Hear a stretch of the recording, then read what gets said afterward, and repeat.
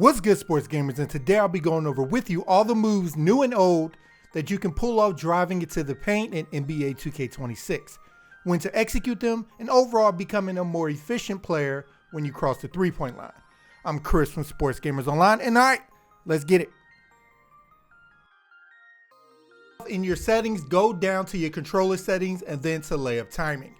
Here you can select if you want your timing of layups to be player rating, coverage based, or all up to you. The pros of you determining it is you're able to make it more often when you shouldn't, and the video will be based on your setting being this. Now you want to go into your features and then over to customize HUD, and then shot meter shots. Here you can turn off your meter for your shots, and specifically to this video, your layups. It will still be there, you just can't see it. And you can also change the meter you have to deal with, which is personal preference. So if you have it on, the color I like are the ones that are easier to see in your peripheral vision, like red. And the placement of it, by your head or to the side, is fine. At the bottom will cause you to more likely miss the meter filling up amongst all the traffic and player names and such. In a lot of moves you have to hold or not hold turbo, or else you will get a completely different move. But just because one move says you can't hold turbo doesn't mean you can't hold it until the last second for when it's time to perform the move. To start, one principle that has served me well so far is looking ahead of where you're at, so you know where you need to get to instead of being surprised at the last second. Like we all know when we have a fast break and nobody is in the paint, right? Always looking ahead lets you slow down your movements and be able to react faster to the gaps that do pop up in the D, or knowing how you need to shift a defender to get to that spot. Now first off, let's start with quick scoop layups. That allows you to get the ball up quickly, throwing off the timing of defenders trying to rotate or block your shot. This move is really valuable for guys who are shorter and or can't dunk because of its large green window. To execute it, you want to let go of turbo and then hold the right stick to the left or right, whichever side is open for you to lay it up into. Just be ready to let go of the right stick quickly as the speed of the meter simulates the speed of the shot. The only thing with this move is once you do it, you're going up for the shot, so make sure your defender at worst is under the rim before you attempt it, or else you're at high risk of it getting blocked. You can even mix in switching hands at the last second and then performing a quick scoop layup with that hand to catch your opponent off guard as well. Moving on to the Euro step that allows you to weave through traffic and evade defenders by faking one way and finishing the other way in traffic.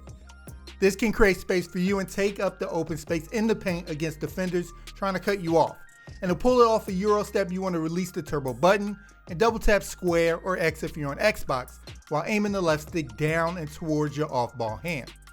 Or simply aiming the right stick while driving down and to the left if the ball is in your right, and down and to the right if the ball is in your left once you get into the paint. You want to only perform this when there's only one defender left to beat, mostly when they're not directly under the hoop, because that is where you want to finish at. Also be careful since this is also an automatic shot attempt, so if you pass out of it, your accuracy will be trash.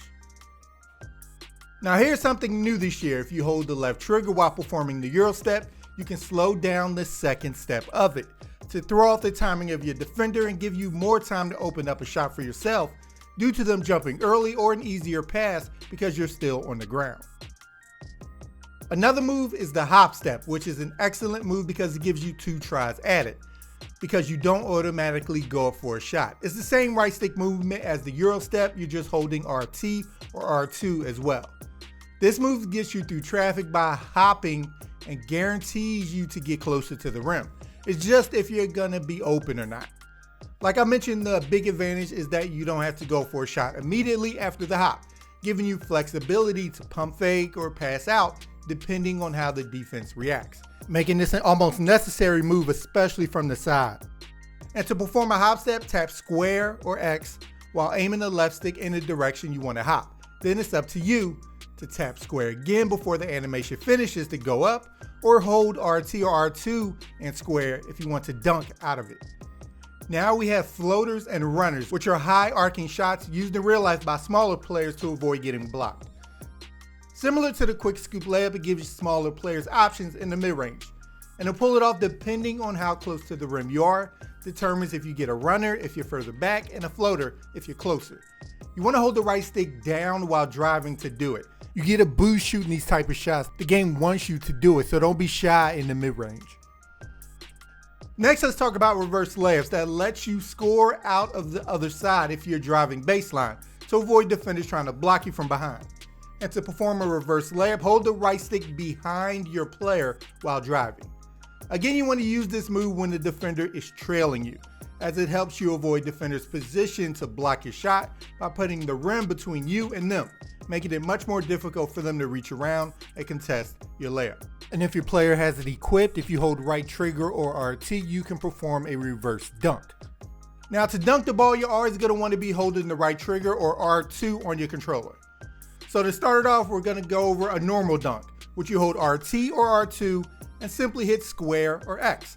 You want to use this when you have a big under the rim or somebody quickly becoming open in the paint and you just want to get the shot up.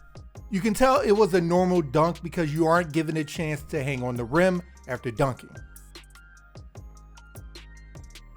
Next up is the two-handed dunk, and it's harder to block because the ball is kept in front of you, close to your body. Now to attempt it, you want to hold the right trigger and move the right stick up. This is great even when you're weaving through traffic as long as the defenders are behind you. You're at no risk of getting the ball blocked from behind performing a two-handed dunk. Now for the one-handed dunk, and this allows you to select the hand you want to dunk with if the defender is to the side of you, keeping the ball away from them, and you're able to start these dunks further away from the basket than a two-handed dunk as well. And to trigger a one-handed dunk, you hold the right trigger and then aim the right stick to the left or to your right to select the hand you want to use. Again, you want to use the hand that will be furthest from the defender to increase your chances of it not getting blocked. Let's dive into skill dunks, and they let you be able to dunk over defenders and pull off flashier dunks in general. And you have to time the dunk like you would a jumper or layup. To attempt a skill dunk, hold the right trigger and just hold the right stick down to trigger the meter, and then release it at the right time to connect on a skill dunk. You want to use this move to power through a defender who's in your way of scoring or show off a bit on your opponent.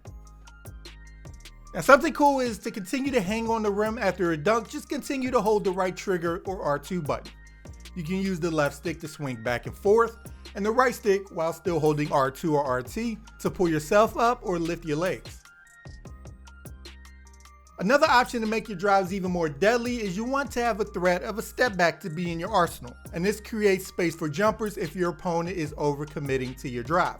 And to perform a hop or step back gather, tap square or X on Xbox and aim the left stick away from the hoop. Or while holding R2 or RT, aim the right stick down and to the left or down and to the right. This move can be executed while standing still or where you're probably going to use it the most, on the move. And again, it's ideal when you need to create separation from a defender for a clean jump shot opportunity if they're committed to your drive. And lastly, we have spin gathers that can create significant space and are perfect for shielding yourself from defenders.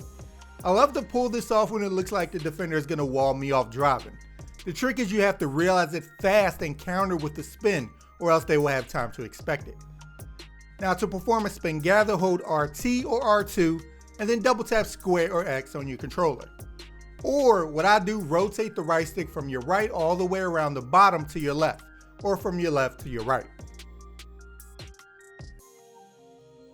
With the spin gather, if you're engaged with the defender and swing it around quickly and letting go, it will perform a quick spin move and choose how you want to finish.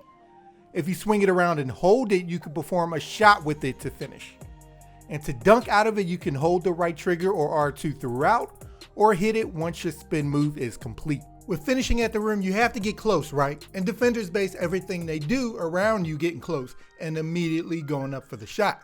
And they time everything around that. Knowing this gives you room to exploit into better shots. How you operate around the rim should be built around this.